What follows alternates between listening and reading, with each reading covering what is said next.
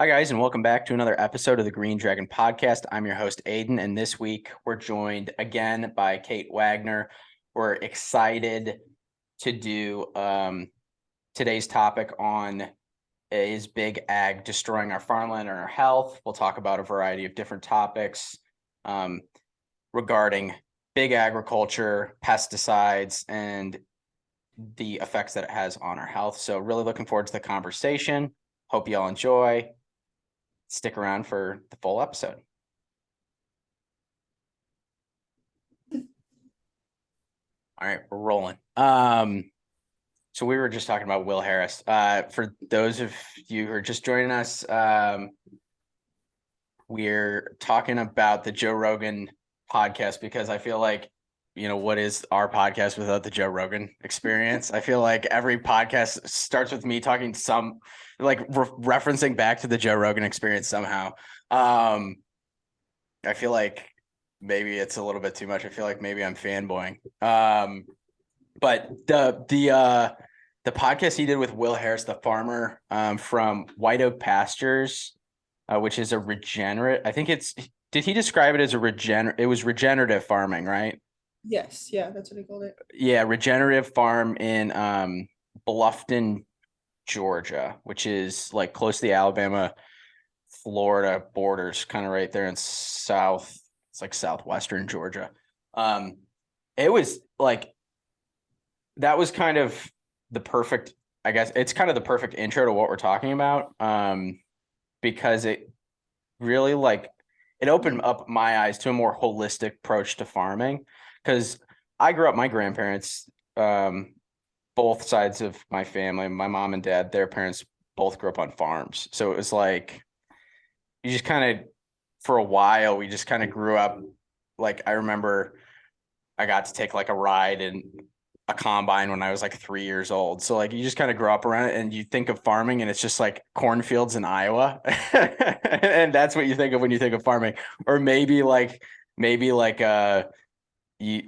remember visiting I think it's my great uncle. He raised cattle. So like you kind of get this idea of like, oh, it's very like it's like a singular approach to raising whatever your crop or livestock is. It's not like the holistic approach that Will Harris was talking about.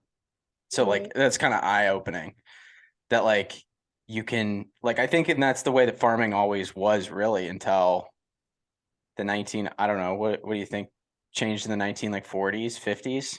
Yeah, no, it was interesting. He kept saying like, what was that, around like World War II, but then also the 70s, he talked a lot about that. And like Mm-hmm. um the 70s and whatnot is like really when kind of chemicals got into, or when it wasn't when chemicals were kind of like uh first I don't want to say invented, but like thought of as, oh, we should use this for farming. But it was when it finally became um economical for farmers to use Mm-hmm. chemicals. And that was because of like all of the factories, right, that were created during World War II for ammunition. And then we didn't need that anymore. And so the factories were then changed to like these plants that mass produced all of these chemicals that made it much more accessible for the farmers. So all of the like pesticides, industrial farming, um, chemicals, he talked a lot about like monocrops, like just having like just your one specialty, right? Which is Mm-hmm. what I grew up around as well, being from the Midwest, right? Like everything is like corn, soybeans, and cattle. Like Yeah. that, Yeah. That's that it. that's the trifecta. Um, and on a massive scale, right? Like Mm-hmm. my godfather, he did the trifecta and had like thousands of acres of land. Um, but it's all very, very recent. Mm-hmm. That was really, really interesting. Um, yeah. Yeah, what was, I think it was ammonium nitrate that was that like the first real fertilizer that was used on crops, and that was the one you're talking about that was produced in the old ammo like plants, the ammunition factories.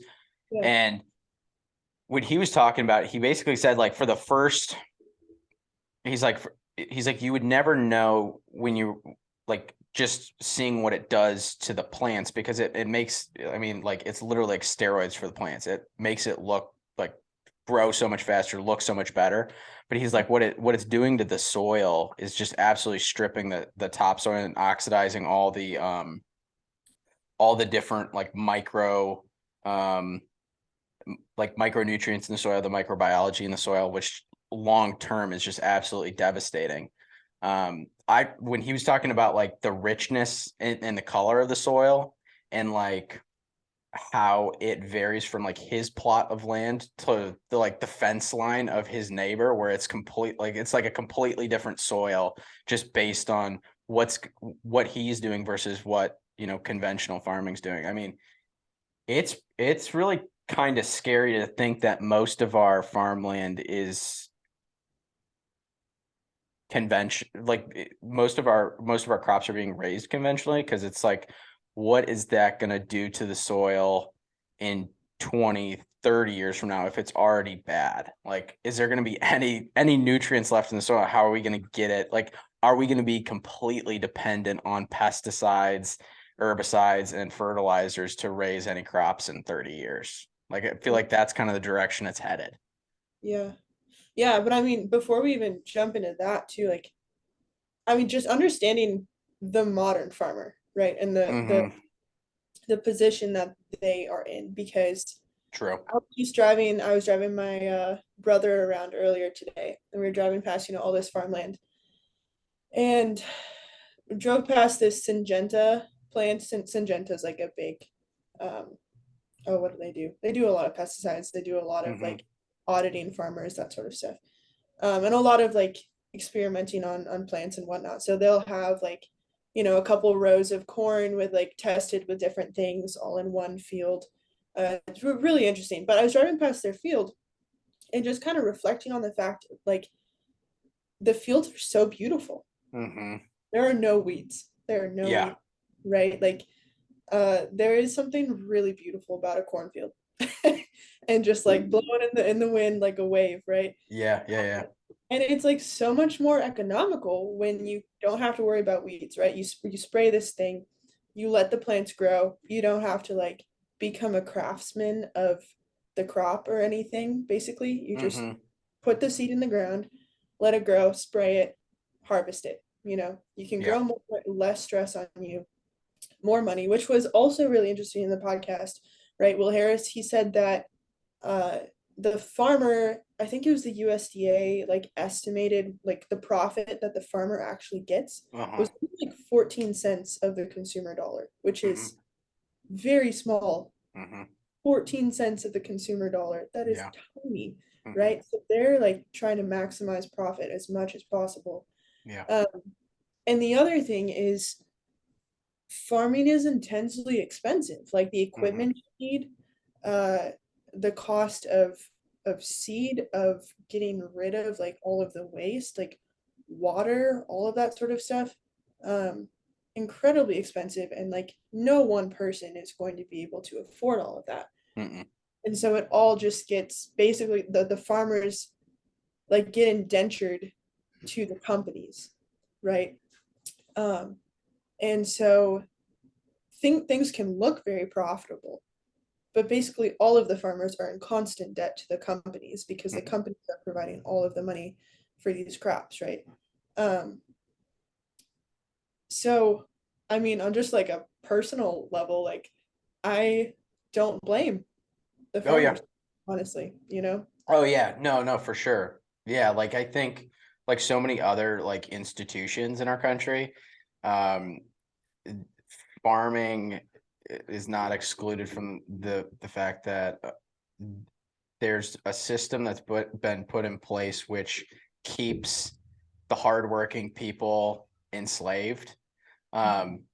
Like just like anything else, like if you look at the average person that just works a normal job, I mean, chances are they probably have like 80 grand in 60 to 80 grand in student loans. They have a mortgage that's hanging over their head. They've got their car payment, their insurance, and they're just working to get by. They don't have any extra cash, and it's kind of the same thing for farmers. So like I don't blame, like, to try to break out of that system.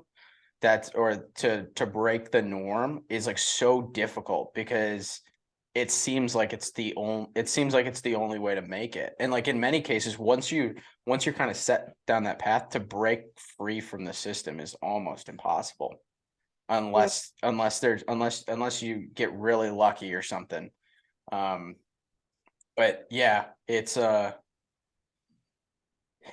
definitely, the big agriculture is definitely not in the favor of the farmer. It's definitely in the favor of the seed companies like Monsanto, the pesticide companies, all the large companies and special interest groups. That's for sure. That's where the money's being made. Right. Yeah, and I think that's what's cool about regenerative agriculture, right? Is that there's multiple parts to it. When I was first like introduced to the idea, it it was it was introduced to me as permaculture, Mm-hmm. or sustainable agriculture, regenerative agriculture. And I think the easiest way to think about it, is to start off with, right, as I think especially for like people coming from a Christian mindset, I think this makes the most sense to think of it first as people care, right? Mm-hmm. Which is what agriculture has been for like the history of the world, right? uh it's how do you feed your family, Mm-hmm. how do you feed your nation, um and so included under that idea are how do you feed them in a way that is healthy, how do you feed them in a way that is efficient, um that like put aside profit, uh that is going to produce the most, in a good way so that people can be strong and the nation can be strong, right? Like it really is true. If you control the food, you control the people, basically, right? Mm-hmm. And so if you start with people care, then you're asking, all right, well, how do we grow food? How do we produce food that is going to like make people healthy, um, and we can continue to produce food in this way so that we will not run out of resources, right? And so the answers to those are like, well, okay, it makes a lot of sense that you would have small family farms, you would have, organic, you would have, uh, all of these processes, right, that, um, keep it very cyclical. Mm. uh, there's a really cool farm in Virginia called Polyface. I believe it's in Virginia. Joel Salatin, if you've heard that name, but Mm-hmm. he's a very big name in this kind of whole movement. And he's kind of like pioneered a really cool system of he has animals and crops and all sorts of stuff of cycling like all of his animals around his property, so that the manure is being utilized and the animals are also being fed, and it's just like a very beautiful process, and that's preserving the land so that you can produce more food for longer for the people that you love, right? um, so that's kind of one thing, but the second part of regenerative agriculture is then really in response to kind of this like commercialization, industrialization, um, pollution of the land, uh, so as to actually like heal the land, heal the soil, and reintroduce, carbon and all of the nutrients and stuff that are being stripped out of the soil. Uh, but I think the third way in which it's like regenerative is also of the communities, right? Like Will Harris talked a lot about that. How Bluffton, like the little town of Bluffton, has just like become so much better once he started his business. Mm-hmm. uh, so many people moved to the area and whatnot, so it's just cool that it can be regenerative in like all of these ways. um yeah. Yeah, I think one of the things that's interesting, like with the regenerative farming, is it does like bring the focus back on like a local community, because you need the community to kind of come. I mean, if you're gonna farm in that way, you kind of need the community to be behind you to have a successful farm. and it's really interesting to see the effects that that has on a community. I think he said like since he started the farm, um, they've employed over they've created like 180 jobs in Bluffton, and before there wasn't even like a gas. Did he say there's maybe like a gas station in Bluffton, and that was it? There wasn't even a grocery in Bluffton. So like now they have a grocery and all this other stuff. So like the amount of jobs it's created is pretty immense, and I think that's the cool thing about it, because I think when big agriculture and big farming really boomed was when a lot of people moved to the cities and moved away from the country, and they moved to the cities for, nice fancy corporate jobs, and the focus of this like small town community kind of died off, or was kind of abandoned in many ways. And I think that's when you saw in order to feed the masses, you had to have big agriculture kind of step in. Because I even think like when my grandparents talk about my mom's parents, they grew up in a small town in Iowa. And it was a farming community. There's maybe 300 people in the town, and everybody knew everybody. My great grandma, she's like 98. She still lives there in the town of like 400. It's called Granville, Iowa. And it's like the tiniest, there's like a church, a general store, and like one like family restaurant. And then it's just like a bunch of farms. Like it's your average small, like Midwest farm town. But like they always tell stories about like how, if there was a family that wasn't, or having a tough year on their farm, the community would kind of get together and try to help that family. So like the community aspect, like the communities that created was really, really incredible.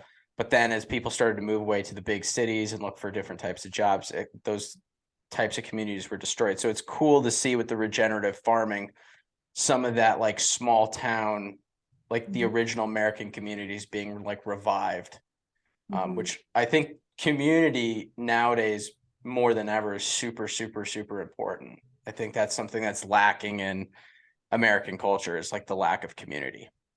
Yeah, no, definitely. Yeah, no, I was trying to think about this question beforehand, and I don't know, we can get everyone's opinions. Um, Basically, like, would you choose the organic products over local products, right? Like what do you value more? Because I found even just in my like little area, right? Uh, I work for one farmer who does organic um, vegetables and whatnot, and it's all very local. I mean, the radius in which he like sells his produce is pretty large because it's a big farm, so he'll sell up in the cities and whatnot. Um, but I worked for another farmer as well who was not organic, but was local. Mm. And I was just trying to think about like as a consumer, which they talked a lot about. I think I did a lot of reading and like listening and whatnot, how much the consumer drives the market, right? Yeah. What should we prioritize? Mm.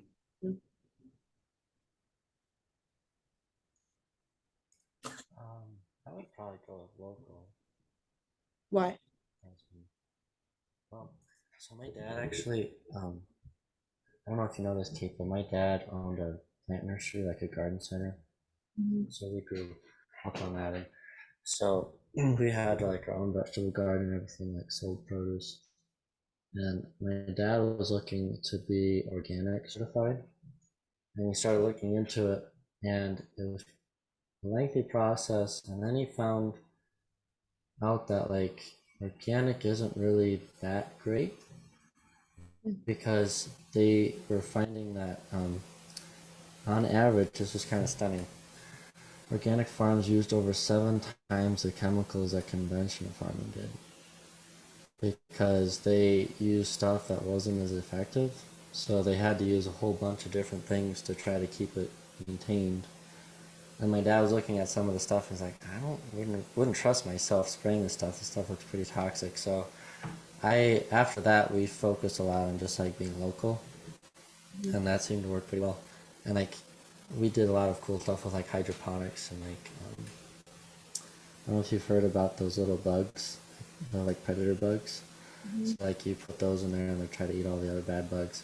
And so we tried a lot of different things, and we found that like the organic thing was kind of a scam, because people say like buy organic, and then we've known a lot of farmers who've tried the organic thing. And my brother's a farmer in Colorado, and he's been around other farms that are organic, and he's like, stuff just doesn't look good. They he thinks that they go overboard with it. Like they kind of try to say like, no, just use all mechanical labor essentially to try to fix the problems, and it doesn't work out so well. So that's just my take on it. I'd like to learn a lot more about it. It's been a few years since I've been in that world, but I found that local seems pretty good, because then if it's like from somebody you know, then they probably are doing their best to raise healthy food. So Well, I was gonna play devil's advocate and say I would go organic, but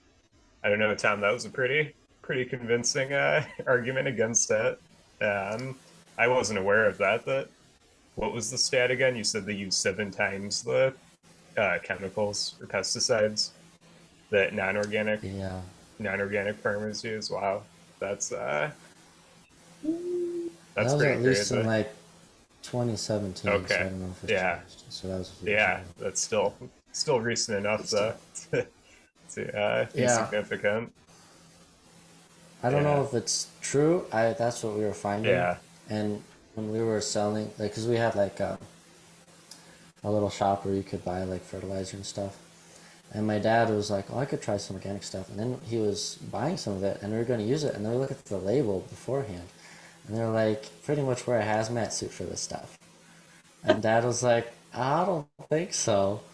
And so we were like, "Well, where does everything line up? Like, is because the question I have. So maybe I'll pose this to y'all.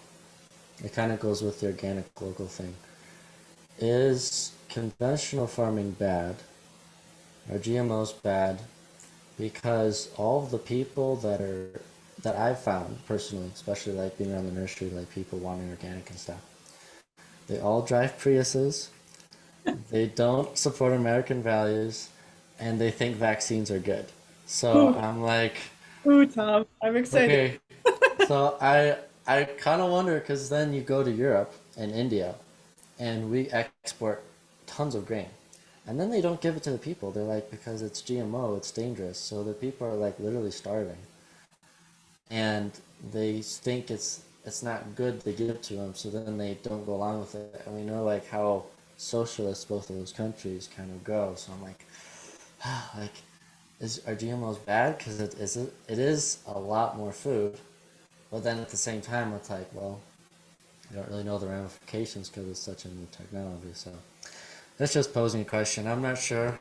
It's just personal experience, and it's been shared a lot with like my family. We've all like had so many discussions on this stuff. Like they found out that like my brother John's a farmer. Like, you're destroying the world. Like soybeans are the most evil thing in the world. It's like I wouldn't eat soybeans, but they're really good for restoring the soil. And it's like, well, where do you draw the line? Because these people are very like two-faced. It seems like they think big farming is bad, but they're okay with big pharma, or they're fine with big government. So it's like, well, because then you find out like Bayer, I think Bayer Technologies, they're from Germany originally, and they were up to, I've heard allegedly, they were up to some pretty sketchy stuff, and then they came over here, and the U.S. invited them over, and then they recently just bought Monsanto. So I don't know. There's just so many loose ends here. I'd like to hear what you all think. Okay, wait. Before leading into that, I want to go back to the organic thing a little bit and just defend it a little bit.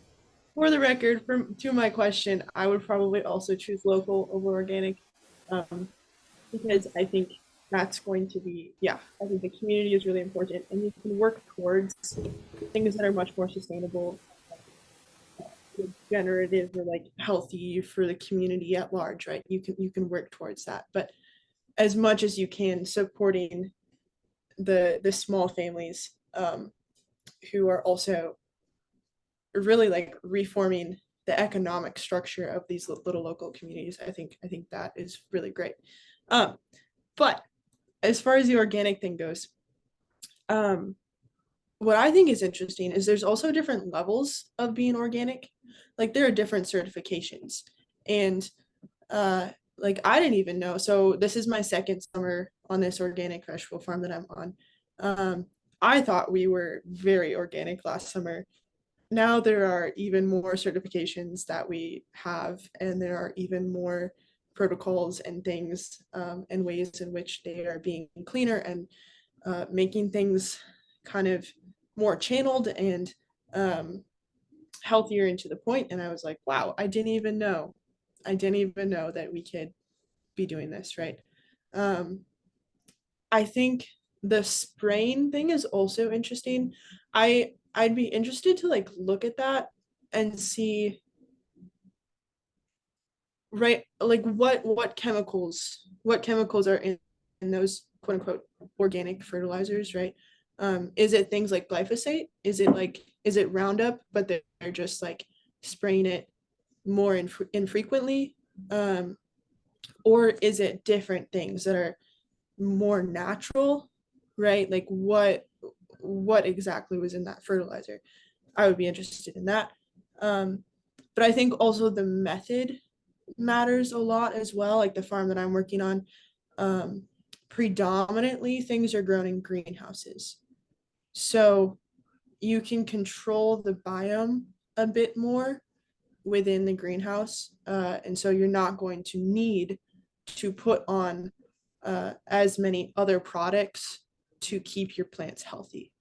And you can control the pollinators and the bugs and the pests and all sorts of the temperature, the moisture level, everything in the greenhouse basically. So I think as far as like whether this thing is truly organic, right? When the consumer sees organic, they think like, I just like went out into the woods and picked this all natural, I don't know, tomato or squash, zucchini or something that's like, it's like man never meddled with it. And it's like I found this thing out in the wild, right? That's what they think when they hear organic. I think the true test of that is then going to be kind of the size of the farm and what method they're using, right? Is this an industrial system that is trying to get an organic label? Because that's probably going to be fake organic. Or is this like a small farmer who can control everything that he does? That's probably true organic. So that's my little devil's advocate 2 cents for being organic. But I think it's really good. I would like to know more too, because maybe it's just like being around it, maybe when it's getting more popular, since it's been around a few more years and I've been out of that industry, it seems like it's changed a lot. So it'd be fun to like get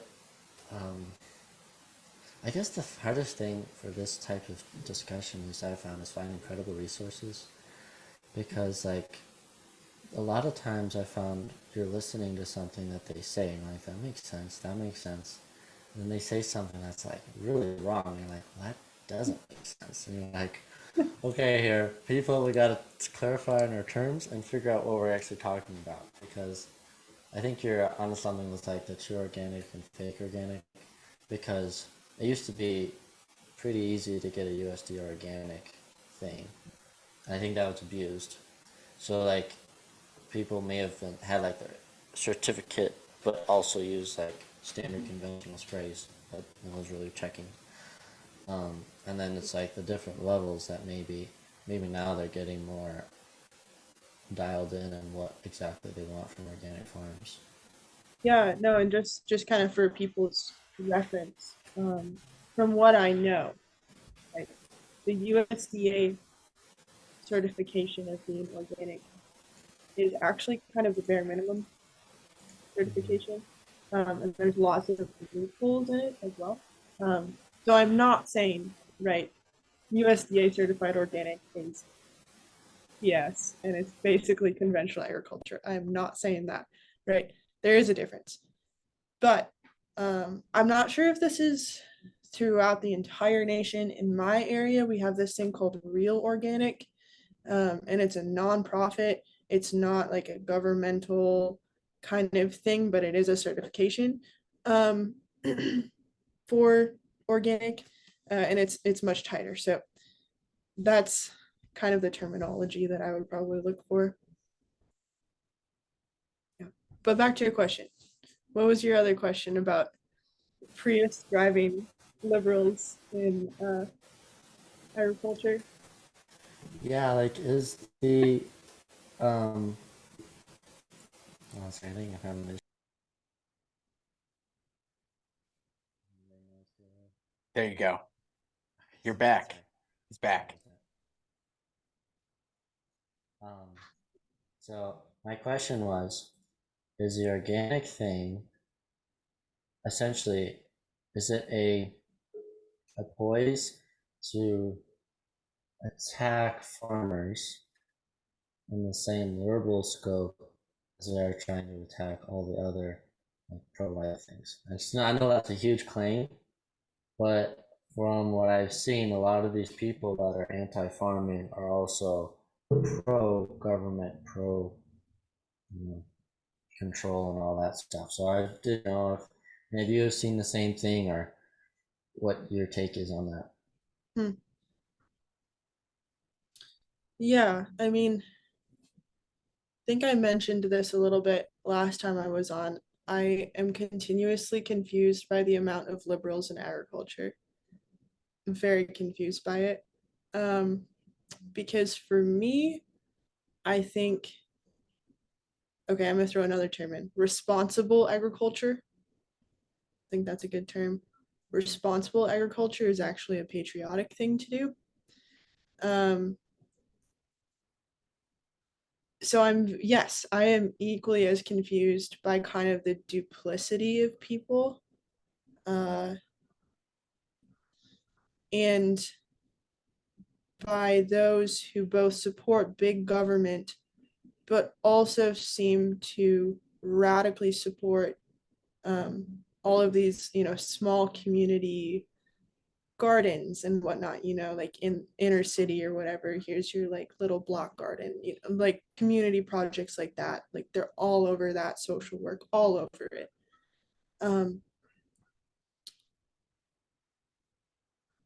So I thought last time, Tom, actually, I kind of liked your idea that, especially like with people with really kind of wacky ideas, maybe they go into agriculture because, well, the plants and the animals are not going to talk back to you and tell you that you're crazy. I thought that was kind of good. I think the other thing though is, I think in some ways, a lot of those people are maybe more attuned to kind of the morality and also health of the situation, right? Like the public health, what it's doing to our bodies, how it seems very inhumane. All of these like meat packing plants and all sorts of things like that. And I think they're in kind of a good light, right? If I'm gonna try and assume best intention of these people, I think they do have a sense of there's something unjust and kind of wrong going on with the radical industrialization of agriculture. I think they see that there's something inhumane, and it's just that they, in kind of an idolatrous way, they like idolize it. That's what I would say, just like surface level. I don't know. Does that make sense to you, or no? Yeah, that does make sense. I guess I get confused because it's like when they're pro health, they also do dumb stuff like think vegetables are the only way you should eat. It's like, well, I'm missing like half of the food system. Like meat's so much better for you, and that's been shown in so many like peer-reviewed research papers and kind of held fast in like the fitness world and everything. So it doesn't make sense how I think they're well intentioned in the place that they want people to be healthy, And I wonder if they just zone in on one facet of it and they don't look for a comprehensive picture. Mhm. And I think the other thing too is a lot of people are not doing their research. Mhm. They're really not doing their own reading. They're listening to exactly what their professors at university tell them.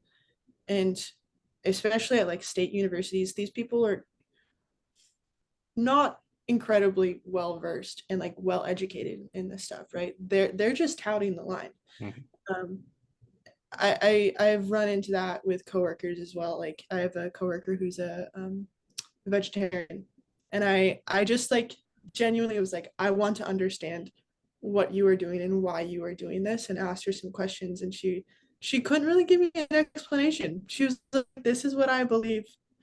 I don't know what studies to point you to. I don't know what statistics to point you to, but this is what I've been told. Hmm.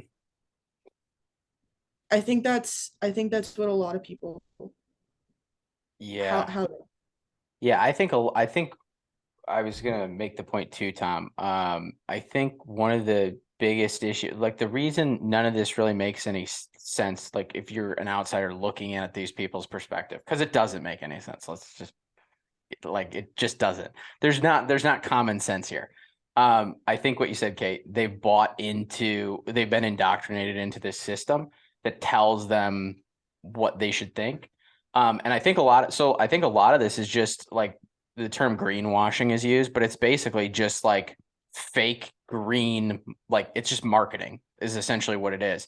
So all of this, like when you go to the store and you see like 12 different types of eggs and they're like, well, this one's free range organic and then this one's cage free organic. You're like, well, which one's the best for me? Like, and each one has its own, set of like qualifications for them to meet this thing. So it's all just a way for big companies to make a lot of money and market their product as green or healthier and make a lot more money off of it. So I think a lot of people have like been indoctrinated into this system and been greenwashed and kind of been told, it's not healthy to eat meat. Meat isn't healthy for you. Buy a Beyond Burger or whatever they're called. So I think that's a lot of it. I think people have just, yeah, like you said, haven't done their due diligence, haven't done their research. Because if you sit and you listen to somebody like Will Harris or anybody that's in the space of ethical farming and raising of livestock, you would see immediately that that's how we're supposed to eat. Like humans have not been living off grass for thousands of years. Let's make that very clear now. Like, I'm sorry, it doesn't work like that. We've been hunters since the beginning. So yeah, like I when I hear people say, "Oh yeah, I'm vegetarian, I'm vegan," I'm like, I try not to push them too hard, but it is interesting to see where they come from. And I do understand the people that are like, well, I just don't like to hurt animals, or like I don't want to like abuse animals in the process of consuming food. And like I get that. Like I think one of the most responsible things you can do, like as a person that wants to consume meat, is go harvest your own meat or raise your own meat. Like that's the best thing to do. Don't go to like if you really want to be the most ethical consumer out there, like go hunt your own meat. Like it by far will be the best meat that you can get your hands on because it's wild and it's probably the most nutrient dense and most nutrient rich. And plus, that if, as long as you're a ethical hunter, that animal didn't suffer. And so I think that's one of the reasons I think hunting is so appealing to so many people. It's like you're controlling the source of where you're getting your food from. It's very primal. right. But yeah. Yeah, no, I also I want to pull in one more thing Will Harris said. I think at the end he was talking about vegetarians and vegans and whatnot. Joe Rogan asked him about this, and he was like, if someone is vegetarian or vegan because I don't know, they don't like meat, they don't like killing things or any of these reasons, he's like, I respect that. I mean that's a lifestyle choice they can make. Maybe I disagree with it, but I respect it. But he was saying all of the people who say, well, I'm a vegetarian, I'm a vegan because, you know, AOC, right? Like the cows are farting and polluting the whole world and we need to get rid of cows. All of this stuff, or animals are hurting the planet. Those people are just, they have not read anything. They have not done their research. They have not looked at the science.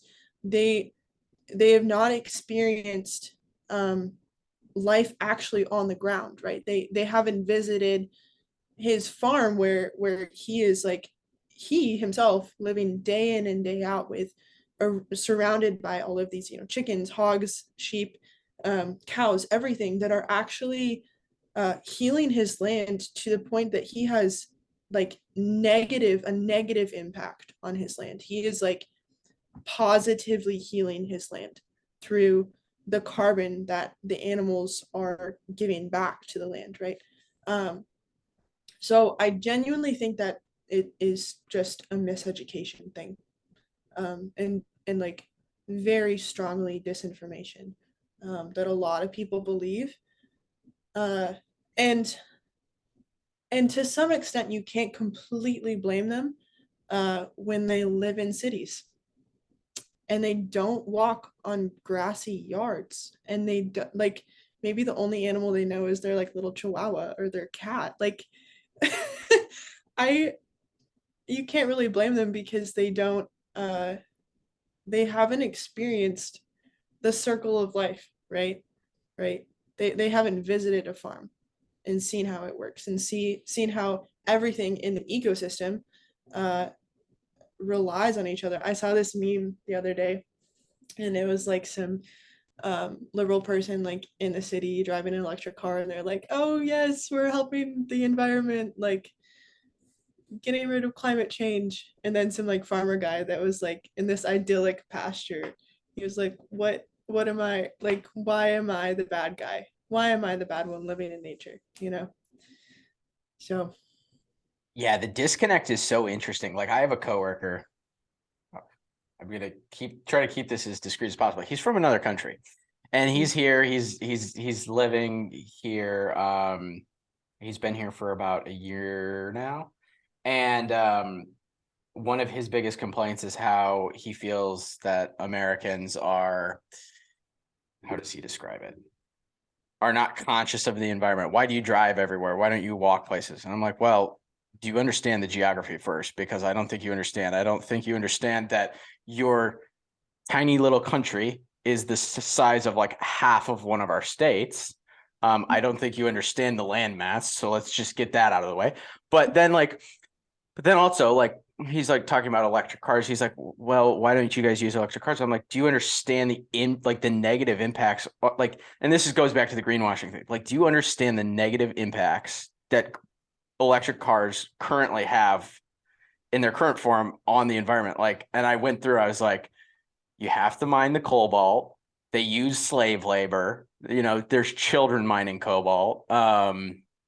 Then on top of that, I mean, electricity just doesn't appear magically out of the sky. Not everything's solar power, and even solar power. So you have like all these things, like what happens to the batteries when they reach their lifespan? Where do they get recycled at? Do they get recycled? Do they end up in a landfill?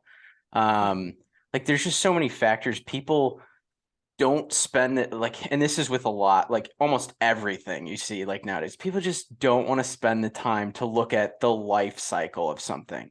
They look at a singular point in time and say, this is better because it's better at this point in its life cycle, but they don't look at the whole life cycle. It's like with the wind, like, I don't know if you know, like the issue with the big wind turbines that create wind energy. If you like drive through certain parts of Iowa, you'll see there's like hundreds of these wind turbines. Well, when they reach the end of their life cycle, they just end up they can't dispose of them normally. They should end up in a landfill. Like, there's no way to recycle them. So you have these giant like monstrosities that just end up in a landfill. And you've got hundreds and hundreds and hundreds of these, and they were paid for by government grants and government programs because somebody probably got a sweet deal on them and had some special interest. There's probably some special interest group that invested in the government to, you know, put up like 5,000 of these wind turbines. But like you people just need to look at the lifespan of things. Because if you look at something like a farming that's done well, the whole life cycle of every animal, every crop that's grown is really taken into account. Like it's a very holistic approach. And I think a lot of times we just fail to see things as a whole. Right. Yeah. No, I think another kind of plug for that same idea. Like I am not going to ignore the facts that okay, let me just play the devil's advocate for 1 minute from the electric car guy's perspective, right? And he's seeing you drive to work and he's like, look at all of that exhaust. You have to own the fact that there is exhaust going into the air from Oh, your absolutely. Absolutely. Yeah. like the vehicle that I drive, like, yes, I completely own. Yes, I am polluting. There's always waste. There's like mining is generally bad unless you can do it in good ways, which I'm not even sure if you really can. Right? There are cons to everything. There are cons to everything. The children mining cobalt, that is very bad. And I think it's kind of petty and immature when like different groups of people point fingers and we're like, well, you're wasting this and you're immoral in this way and blah blah blah, blah, blah, right? All of us are that way. The point is, how does this all fit into the cycle? Right? There was this other podcast, I think Aiden, you listened to this one too, from was it Zach Bush? Was that his name? Yeah. Yeah, and he was talking about, I think Will Harris mentioned this as well, that basically for every problem, nature has a solution. And Tom, you were kind of talking about this as well with the bugs, right? That the predator bugs that you can put in and they can eliminate other species of bugs or other, diseases on the plants and whatnot. There's all sorts of things like that. There's all sorts of ways in which the waste that we produce, we have to accept the fact that we're going to produce waste. All of us, liberal, conservative, all of us produce waste. Accept that fact and figure out what to do with it, right? And what is the most responsible way to reduce the waste? How do you even like utilize that? You can use manure, you can use less than ideal vegetable produce for compost and put that back in the soil, right? All of these little things. And I think that's how we're going to find like lasting solutions to all of these problems, right? What kind of car do you drive to work? Well, what is the type of fuel that we can use that is going to produce waste that then we can like reuse? That's going to be the most holistic thing, and the most responsible and efficient and best for people thing. I actually have something cool to share about cars. So, a perfect combustion in chemistry is water vapor and carbon dioxide. Mm-hmm. And if you actually look, so this is fascinating. You ever notice how like when plants grow, there's not a crater underneath them? It's because the matter that plants grow from is carbon dioxide. Mm-hmm. So when you have carbon dioxide in there, it's actually the life force for plants and then they produce oxygen. So in the advent of cars, actually the US and I think across the world, plants are much healthier now because of all the carbon dioxide from tailpipes than they were previously. There we go. Gonna just state that fact, like buy your awesome American muscle cars. Number two, there was this cool thing in the city of Chicago. This is in like the Chicago limits. All of the plants in Chicago, which aren't that many, used up all of the gas fumes from the whole year in one summer, just in the Chicago limits. Wow.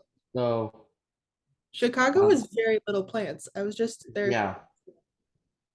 There's not much there. That is amazing. No, there's not much in So Chicago. that was a hearsay. Yeah, less and less nowadays. Unless it's flying bullets on the I just south was- side. Yeah. Yeah. So I just wanted to share that because I know I used to tell people that with my shows, like they're like, I'm gonna start downgrading my car. And I'm like, don't. Like, what do you mean don't? I'm like, you don't understand the life process of how plants work. If you have more carbon dioxide, your plants will actually grow better. So if you idle your car out in the front garage when you're getting ready for work, your tomato plants are gonna get bigger. You don't even need fertilizer. Yeah.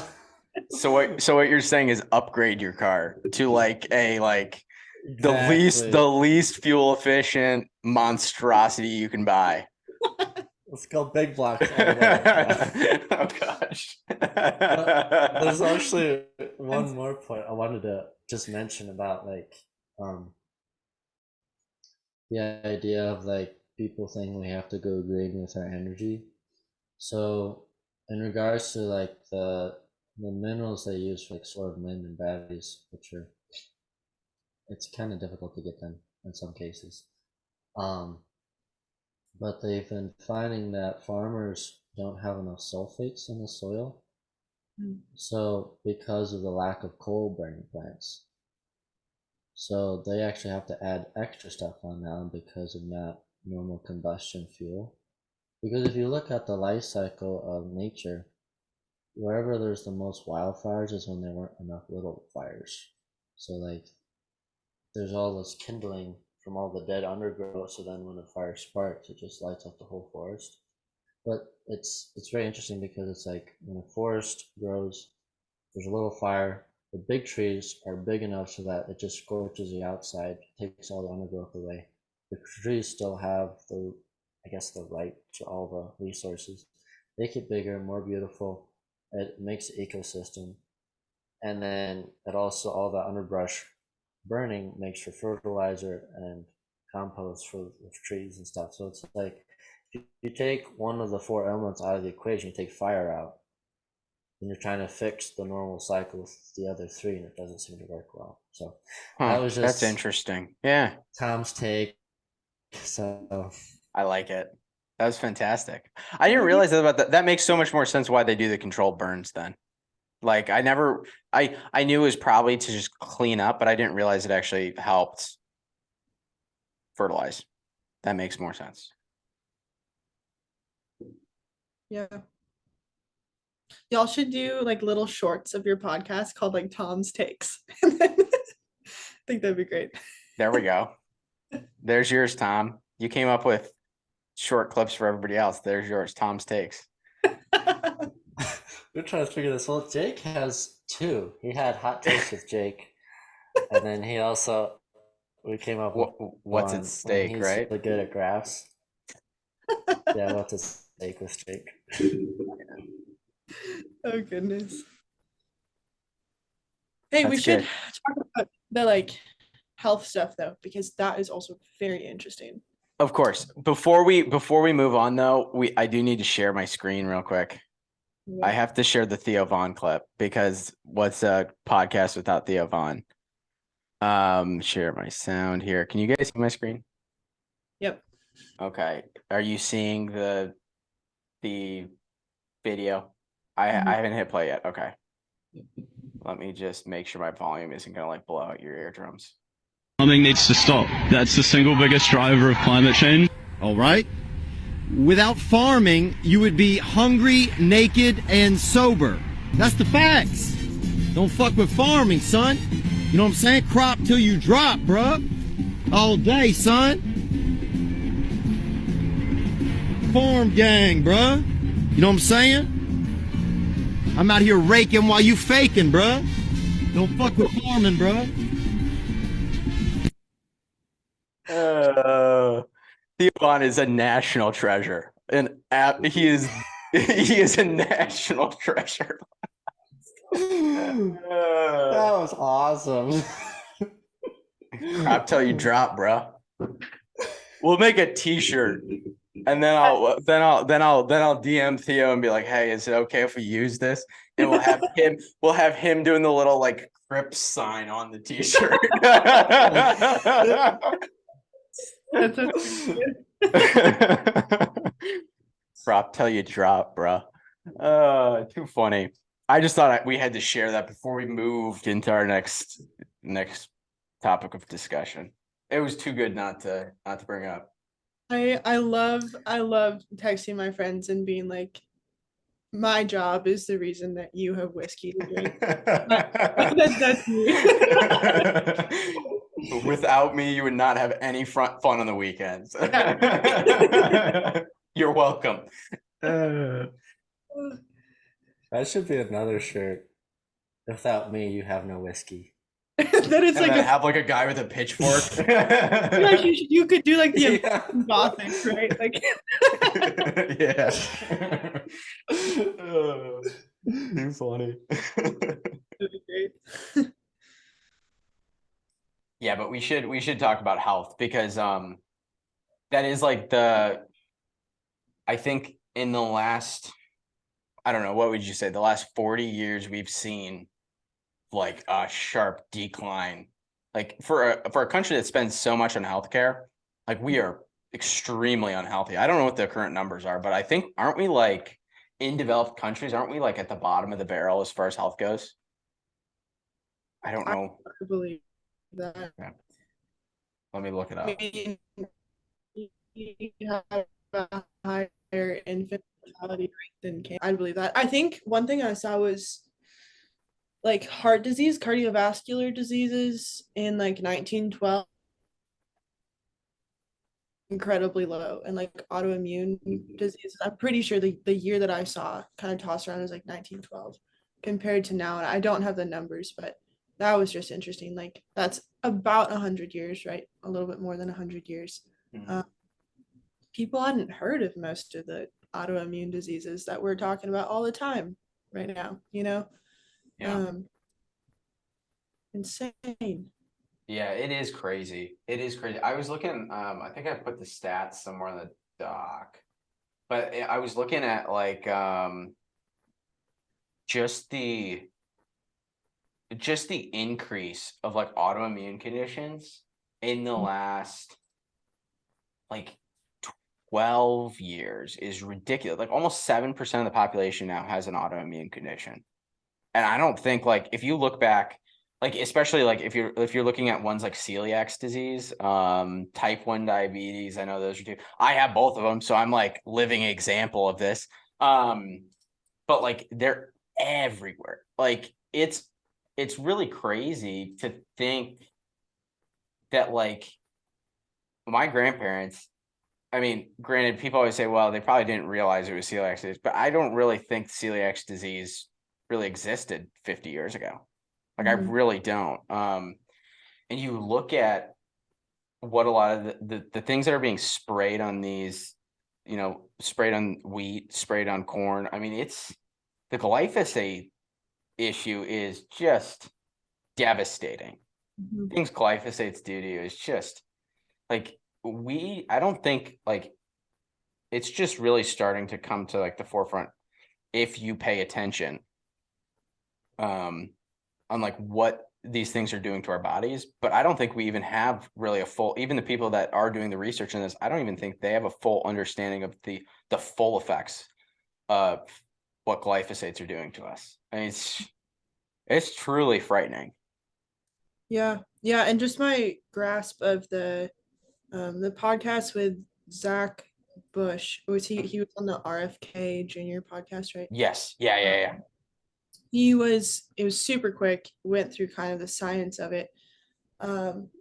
Basically the Roundup, the glyphosate, when it's sprayed on the plants, there's this certain process. It was like some Japanese name, so I'm not gonna remember it, but you can go back and listen to the podcast, and we'll link it down below so people can just go listen to it for themselves.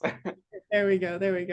The glyphosate, so that there's this process that only plants do that produces these certain proteins that the human body needs but does not have a process to produce itself. The glyphosate stops that process within the plant. And so all of these plants that are sprayed with this pesticide, then are missing these proteins. The human population eats them. We're not getting these essential proteins that are actually like essential for our genetics, really, like the amino acids. Like that's the building block of your whole entire body. And so no wonder that we're having so many children diagnosed with all of these diseases and whatnot that normally like only people in their 80s would get. Because he was saying it's like the alphabet, right? We need like so many of these different proteins in our body, and if we're not getting certain letters, if you cut vowels out of the alphabet, you're not spelling words anymore. That's how it works. Like that's how glyphosate is getting into our systems. It was really scary too. Like it's all over. You can do blood tests, you can do urine tests. Like glyphosate is in all of us. I mean, all of these chemicals are everywhere. Talk about, birth control, like that is in our water system. Everybody's getting it. And the other scary thing, I think, right, if you look at like fertility rates, and there's a lot of research done, I think, on like male fertility rates and testosterone and whatnot, and how hormones are all affected. Women's fertility is equally, it's like same, because basically what all of these things are doing are they're inhibiting our hormone receptors in our brain throughout our body. And so if you get too much estrogen, right, that's going to mess with things. It's going to mess with both the testosterone and the estrogen. Crazy. Just and devastating too. Yeah, it's frightening how permanent it seems that the usage of glyphosates is. Like once it's sprayed, it ends up in the soil, it ends up in the groundwater, it ends up in the it goes into the creeks and then the rivers, and then it ends up eventually in the ocean. One of the things, I forget where, I think this was probably Joe Rogan too. I heard this story a while back. He was discussing glyphosates and some of the other harsh pesticides that were used early on, before pesticides were, back in like the 70s, before pesticides were really kind of made a little bit safer. I mean, not to say that they're safe now, but like back in the 70s, they would spray literally like anything on crops to keep them to keep the pests off of them, so the insects off of them. So he was discussing this with this guy who I think knew this guy who did a bunch of research with Inuit tribes in the Arctic Circle, and these people had no human contact really outside of, I mean, it was kind of like first contact with these people for a lot of these people with this researcher, and he was doing research on just their health conditions and how what types of health conditions do they face and all this stuff. And one of the things throughout his years of research that he noticed is the women were developing, and this was a recent occurrence in their health, they started developing like very progressive stages of like breast cancer and things like that. So very aggressive cancer variants. And he attributed it back to these people lived basically off of whale and like seal, like blubber. I mean, that's basically the majority of their diet. So they were eating, they were living off this fat from whales and seals, and whales and seals feed off of fish, which feed off of smaller fish, which feed off of plankton, right? And these plankton feed off of whatever's in the water. They're kind of, they clean up the water. But he saw like when they started getting these health issues was right around the time that these heavy pesticides were being sprayed. in, you know, the states, in areas, different areas of the world. And so basically what had happened is these pesticides, the chemicals, the heavy metals in these pesticides were making that all the way through they were evaporating and making it back into the water, then being ingested by the plankton, then ingested by the fish.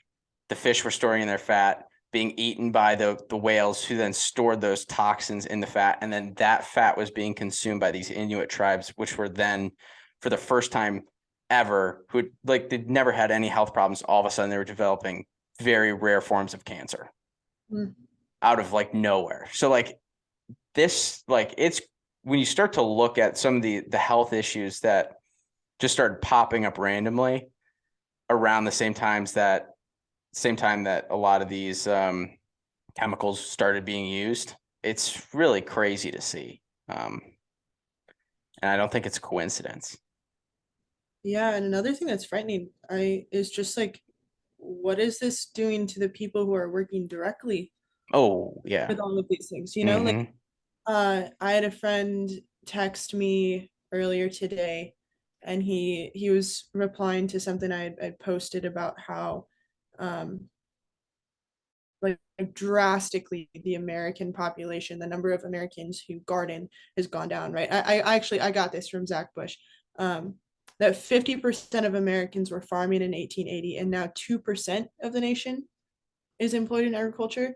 And in 1945, right, 45% of Americans grew food in their own backyard, and now we grow 0.1% of our food in our backyards, right? He replied to that, and he said, and that's also interesting that farmers are statistically less healthy than people who live in the cities. And my first gut reaction to that was, that doesn't make much sense. Because people who live in the cities, right, they're not getting their vitamin D, they're living in these like germ-free environments, their immune systems are negligible, they have, you know, how are they healthier? But when you think about the fact that 2% of our population is growing the food for the whole entire nation, which means that it's all commercialized, all industrialized, all full of chemicals. So these people have dedicated their lives to it, are constantly surrounded by these chemicals. Also, it's an older generation. I was watching another little soundbite from Mike Rowe, if you've heard that name, but Dirty Jobs, right? We have basically told generations of children that all of these trades-centered jobs, right? Anything where you're actually manually working, all of these jobs are really not necessary and so bad that you shouldn't even consider them for your career. So younger people are not coming into the farming world. And so you have an older generation who is getting basically poisoned by all of these pesticides.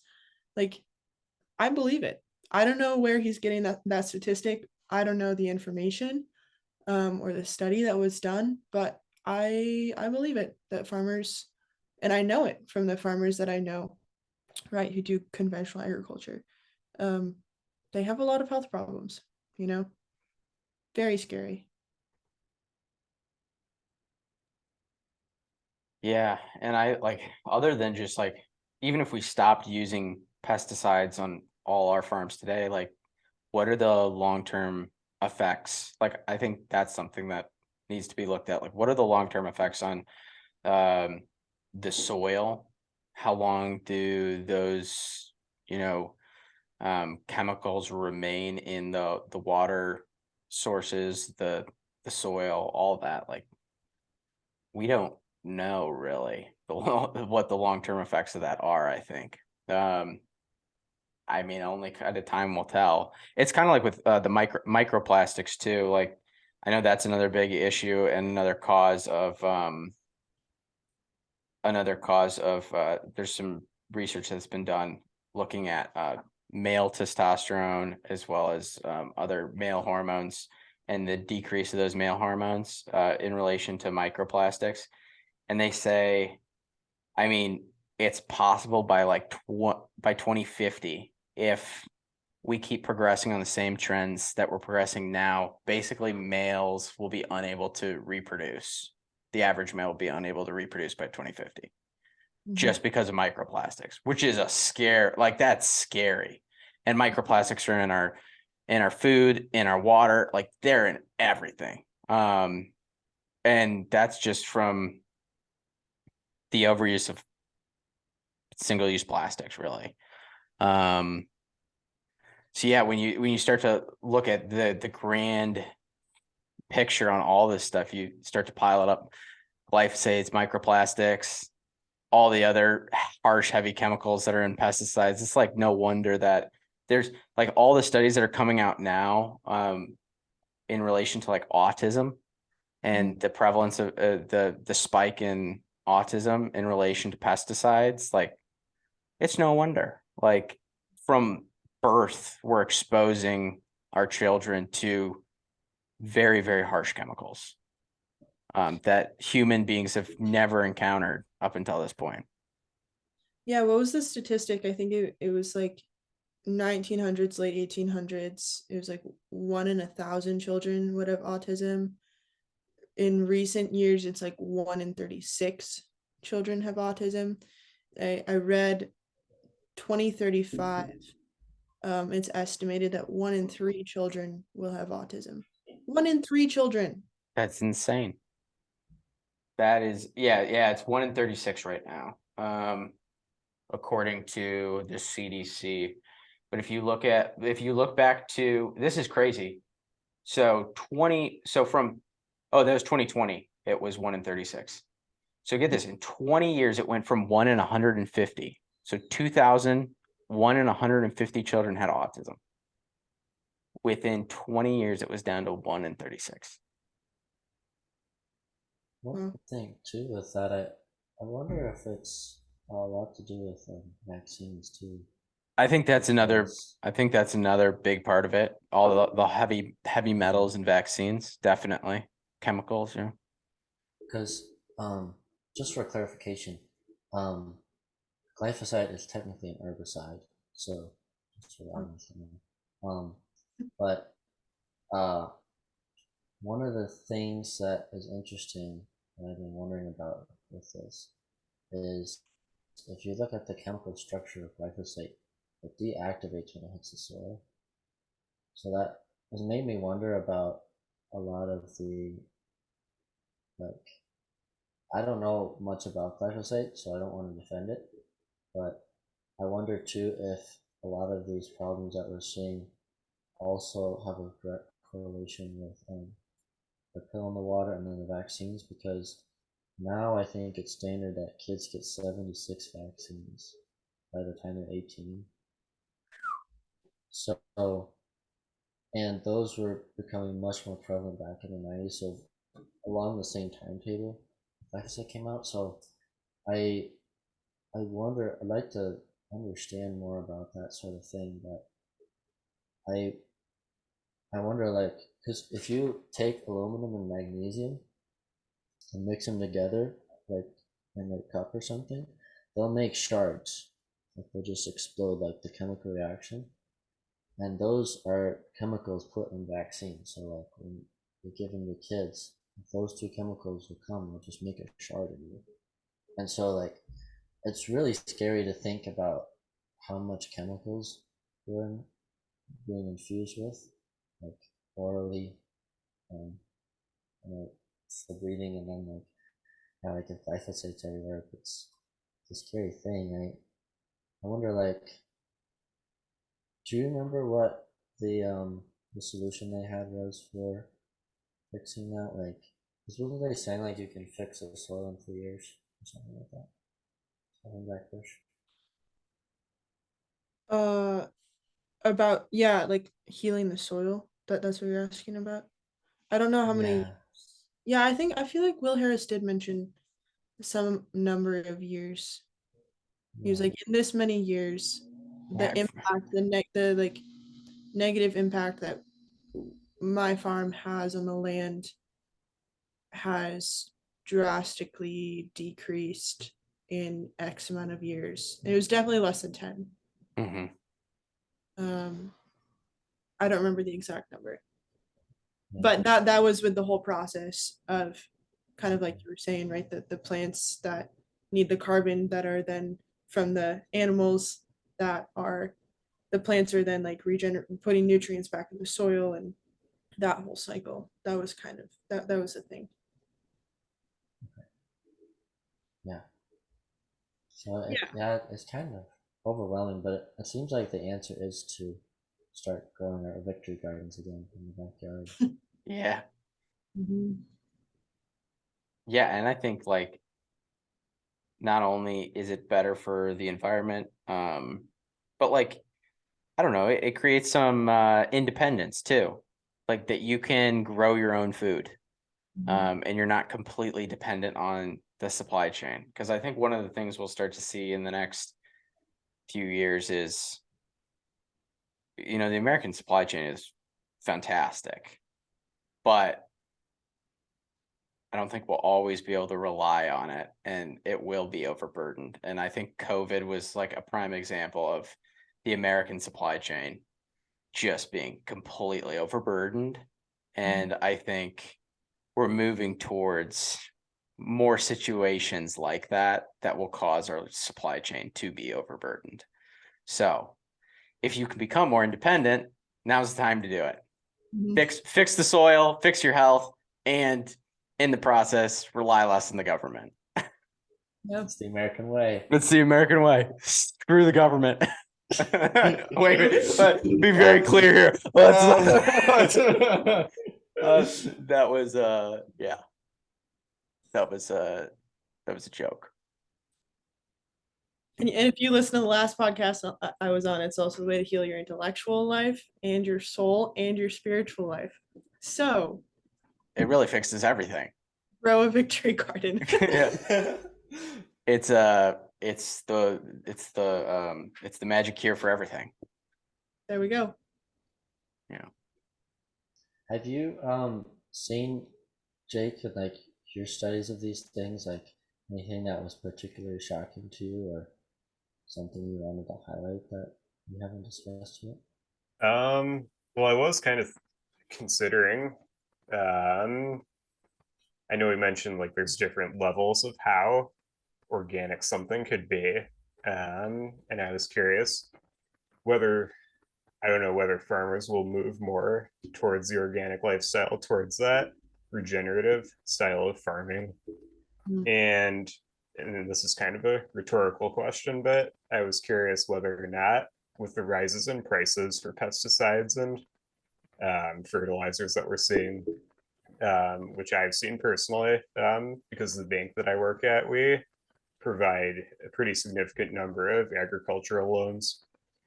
And when we get these income statements from these farmers, usually like the second or third largest line item is pesticides, fertilizers usually next. So I don't know, I was curious if that's maybe getting less and less economical for farmers to be less, if being inorganic is getting less economical, and if maybe then we'll see a shift towards more organic farming. I don't know, just kind of curious on the economics of it, but something I'll have to do more research on. Yeah, I think that's where the consumer comes in, right? I was rewatching part of the documentary Food Inc., which has been around for a while. You probably all seen Food Inc. And there's this one scene, there's a farmer, and he is very emphatically saying, consumers need to demand healthy food, and we will provide. We will provide. They just need to demand it. And it just stuck with me. Will Harris was saying a lot of the same thing. That we need to shift the paradigm that we all live in, where the consumer is kind of the victim of the system, the victim of the market. No. The consumer drives the market. The consumer is driving the farmers. The farmers are following the money, right? So I think there are ways in which it can become, I mean, I don't wish this personally on my friends who are farmers, but I think there could be a way in which it would be good for consumers to make it harder for economically for the conventional agricultural system to run, with the caveat that we have to have some other system in place, right, that is actually going to provide and, you know, take care of the American public. But the other thing was, yeah, Joe Rogan really kind of like dug into Will Harris about this, kind of the economic, like, is it better to be organic and regenerative, like economically from a business standpoint? And he admitted, like, the reason it was so hard. So again, I don't know if we mentioned this earlier. Part of Will Harris's story was he is what, like a fourth generation farmer on the same land. He had always just farmed very conventionally like his dad did, and then 25 years ago he switched his whole farm over to regenerative. And he was saying, like, that is a big investment. That's a massive investment, especially because there's a lot of risk. There are all sorts of, you know, predators, pests, weeds, all sorts of things that you are not going to be able to control as well anymore once you cut out Roundup, right? You're going to take all of these financial hits, and your product is going to be a better quality, but you're going to be producing less, right? And so he did admit that he probably could be making more money if he ran according to the conventional model. I think the American public kind of needs to reach the point where we value our health more than our wallets. Yeah. That's my take. Yeah, I think you're right. And it's a tough one to, like, I think it's a tough pill to swallow for a lot of people, because I think so many of us are stretched when it comes to our incomes, especially younger people that are just getting started and so indebted into the system. I think it's like, it's so easy just to be like, you know what? I can't afford to go to the farmer's market and buy local. I can't afford to go buy organic. I'm just going to buy conventionally raised food that's cheap, just to get me by for now. And I think that's just it's the easiest thing for a lot of people. But I don't think like, again, I think it goes back to maybe the outlook on it long term, and seeing it as a complete, like, looking at your health as in your life as a whole. Like, do you really want to be sacrificed by eating all of these foods that could damage your health? Do you really want to sacrifice your health so just to save a few dollars now? Or, like, in 20 years, are you going to regret it because you didn't live a healthy lifestyle now? Like, I mean, it's a lot of give and take. Yeah, sure, you could save some money now, but in 20 years, are you going to regret it because you have all these health conditions? So I think it just, yeah, I think it will require the American people to kind of make that choice. The consumer needs to be able to make that choice to support local, to support regenerative, to support real organic farming. Yeah. And not just whatever Whole Foods tells you is healthy and organic. Because I feel like that's yeah. I think there's a stigma too with, like, eating healthy.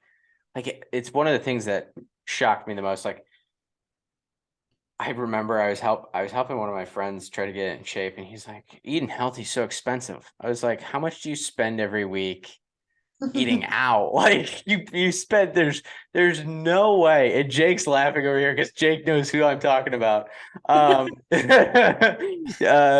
He spends so much money eating out, and you're just like, dude, like, you spend $100 a week eating out. There's no, like, you can eat healthy for $50 a week as, like, an individual. Like, it doesn't cost that much to eat healthy. Just takes a little bit of effort. little bit Yeah. of planning. A little bit of That's, planning, shopping the deals, going around, shopping at different stores. Yeah, you probably don't want to shop at Whole Foods or stores like that are just like way overpriced because they're completely greenwashed, and like you buy like 5 almonds and it costs an entire paycheck because they're like the magic beans from like Jack and the Beanstalk. Like I swear to God, like you listen to some people talk about Whole Foods, and you're like, wait, how much did you spend? You spent $50 on a bag of almonds?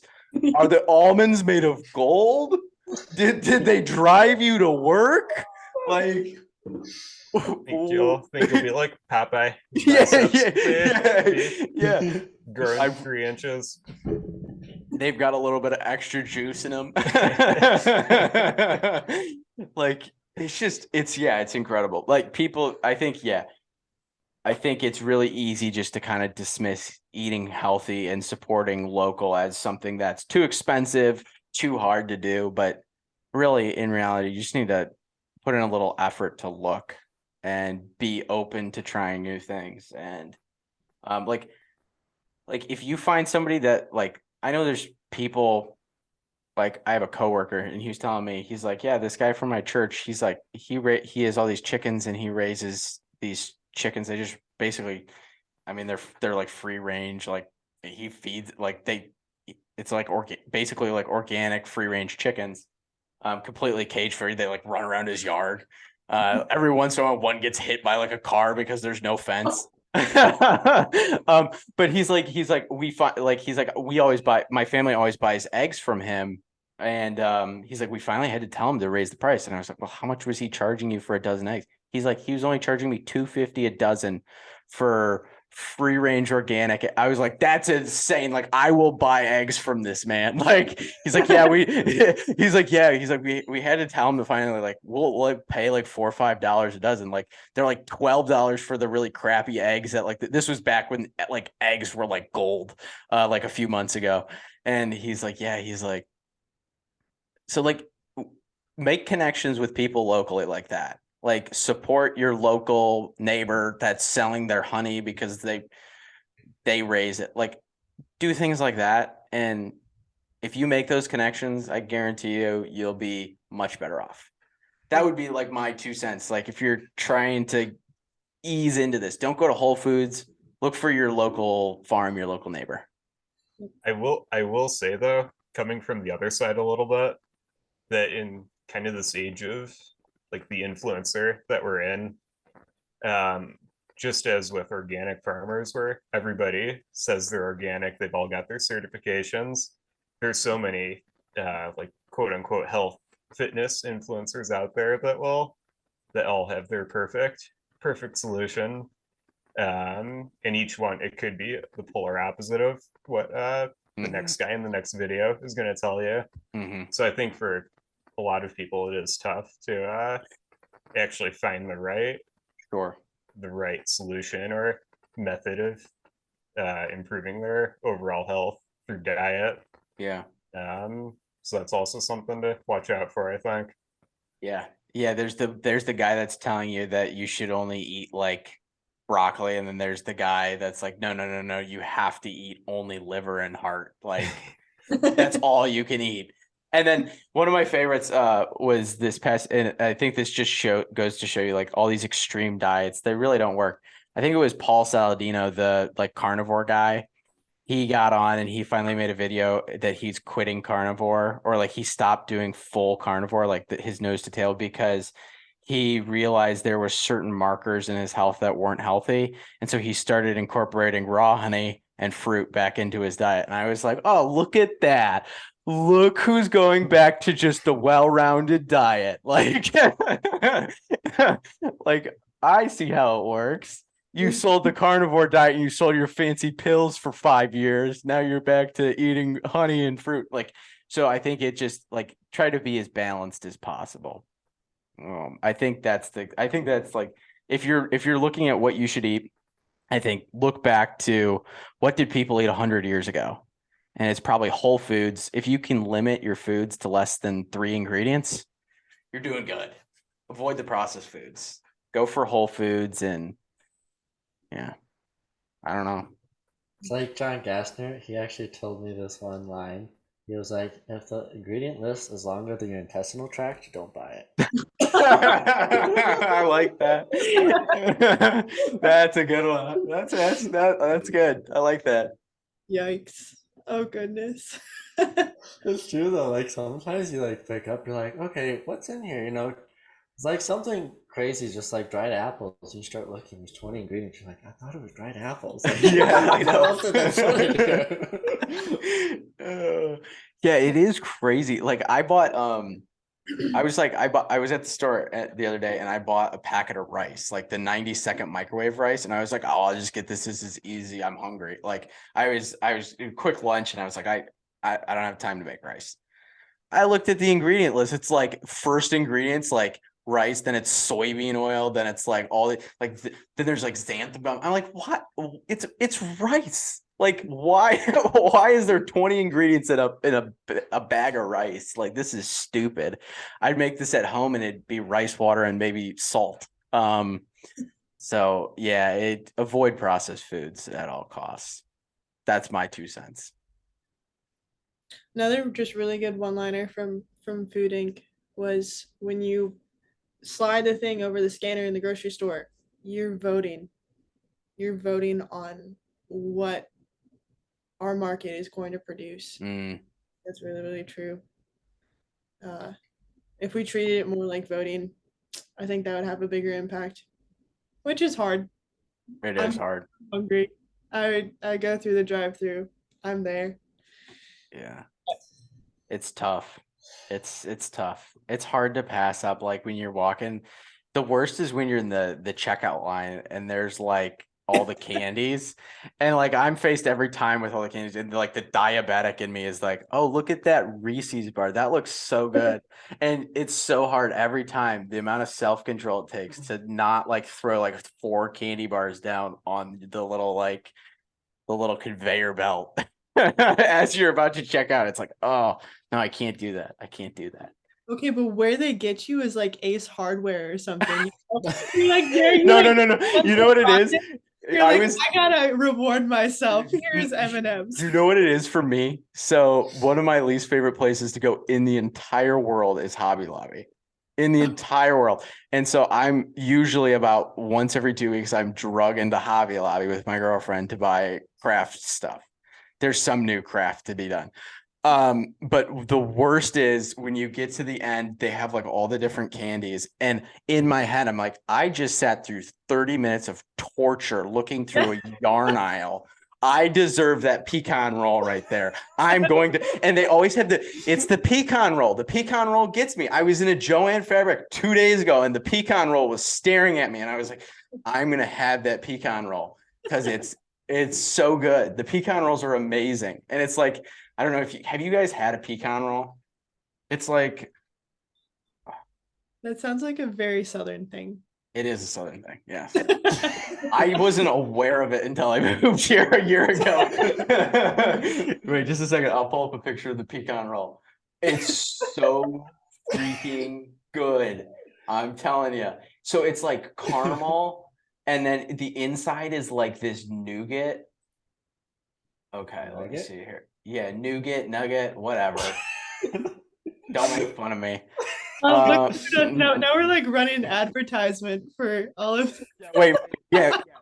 Dylan's Gourmet Pecan Roll will sponsor me. Wow. Sponsor this. So it's like, it's basically this.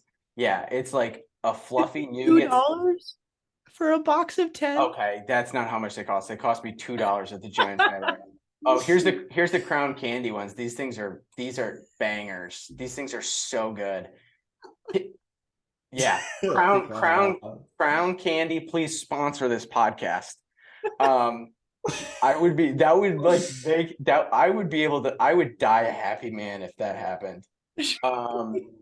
But yeah, it's this soft, fluffy, like nougat, nugget, whatever you want to call it, center. It's caramel, and then you got the pecan on the outside. It's so good, guys. Like, it's like, have you ever had a praline? It kind of tastes like a praline. a praline, whatever they call it. They call it a praline in the South. They're like, would you like some of this praline? Tom, have you ever had a praline? I call it a praline to piss off Southern people. I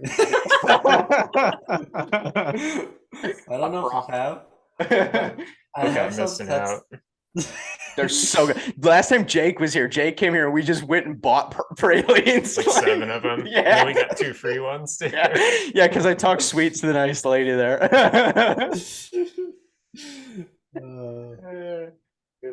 It's basically just like sugar, butter, and like more sugar, and then you heat it up in like a little pan, and then you get it to the point where it's like it's not quite like hard candy. It's kind of like this soft, buttery, like no bake cookie, and it's amazing. And you put in some like pecans. Yeah. It's good. It's really good. Yeah, it's not the type of candy where like your teeth feel terrible after It like you have it either. melts It's in like your the mouth. perfect Here. texture.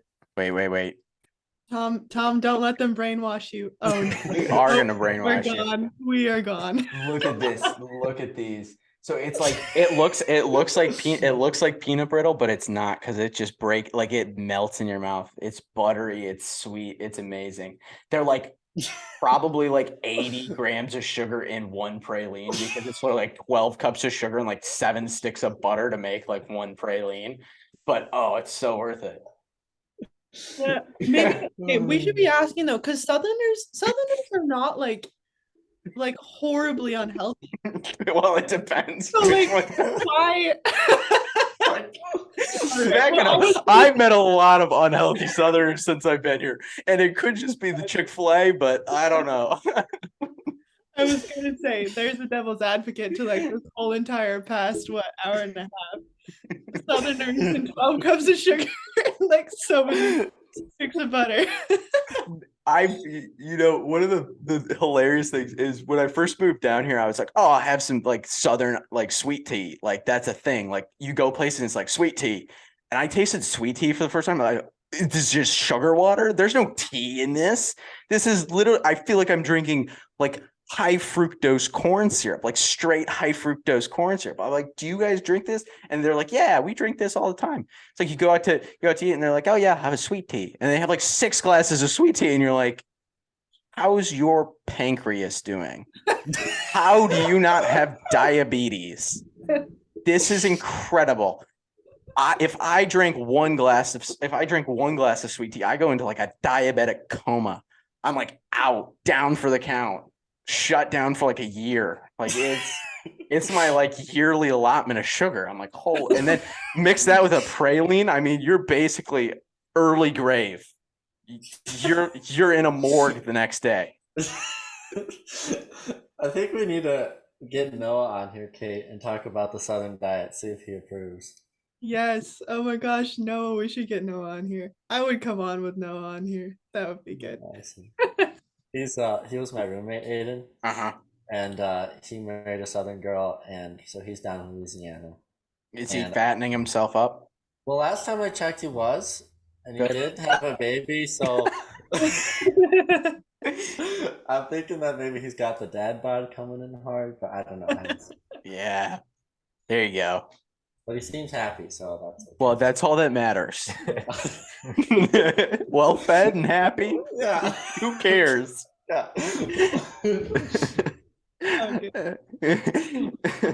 Screw everything we just said about eating healthy and just go to, enjoy your life. Eat some Popeyes. Enjoy your life.